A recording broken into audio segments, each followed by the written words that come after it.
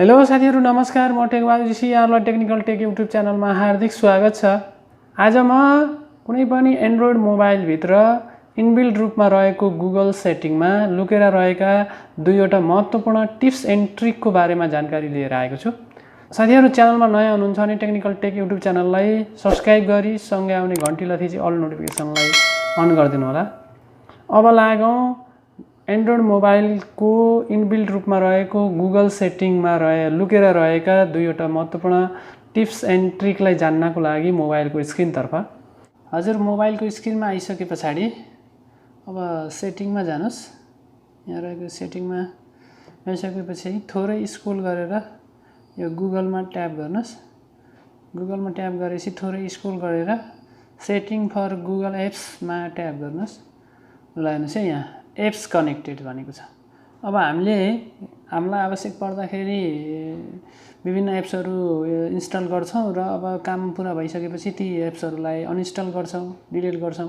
तर हाम्रो चाहिँ ती एप्सहरू प्रयोग गर्ने क्रममा अथवा रन गर्ने क्रममा इन्स्टल गर्ने क्रममा हामीले आफ्नो जीमेल आईडी प्रयोग गरेर इन्स्टल गरेका हुन्छौं। त्यस्ता एप्सहरू हामीले अनइन्स्टल गरे पनि हाम्रो चाहिँ त्यही एप्सहरुसँग हाम्रो चाहिँ पर्सनल इन्फर्मेसन जस्तै जीमेल आईडीहरु कनेक्ट भएर रहिराखेका हुन्छन्।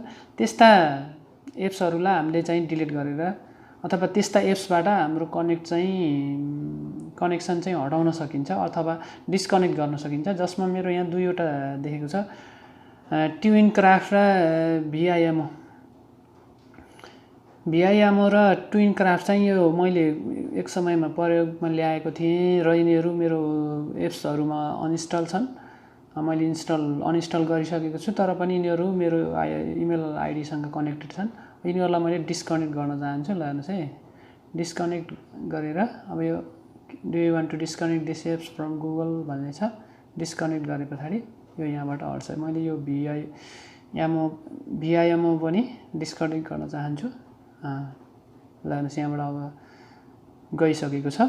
त्यस्तै गरेर थोरै ब्याक जानुभयो भने अब यो गुगल कन्ट्याक्ट सिंकमा ट्याप गर्नुस् अनि यस्तो खालको पेज ओपन हुन्छ। ब्याकअप एन्ड सिंक गर्नुभयो भने तपाईको सम्पूर्ण कन्ट्याक्टहरु तपाईको गुगल एकाउन्टसँग सिंक हुन्छन् भनेको छ। यसरी तपाईले आफ्ना सम्पूर्ण कन्ट्याक्टहरु, कन्ट्याक्ट लिस्टहरु गुगल एकाउन्टसँग अथवा जीमेल आईडीसँग सिंक गर्न सक्नुहुन्छ, ताकि तपाईको मोबाइल बाइ द वे केही कारणले हरायो अथवा चोरी भयो भने त्यस्तो अवस्थामा तपाईले आफ्नो सम्पूर्ण कन्ट्याक्ट लिस्टहरुलाई यस गुगल एकाउन्ट मार्फत अथवा जीमेल आईडी मार्फत पुनः रिस्टोर गर्न सक्नुहुन्छ। साथीहरु तपाईलाई यो भिडियो उपयोगी लाग्यो भने कृपया एउटा लाइक गरिदिनु होला। तपाईका सल्लाह सुझावहरु कमेन्ट बक्समा जनाइदिनु होला, ताकि हामी आगामी दिनहरुमा सुधारिएर प्रस्तुत हुन सकौं। आगामी भिडियोहरुमा भेट हुने नै छ। आजलाई छुटौं। हस्त धन्यवाद।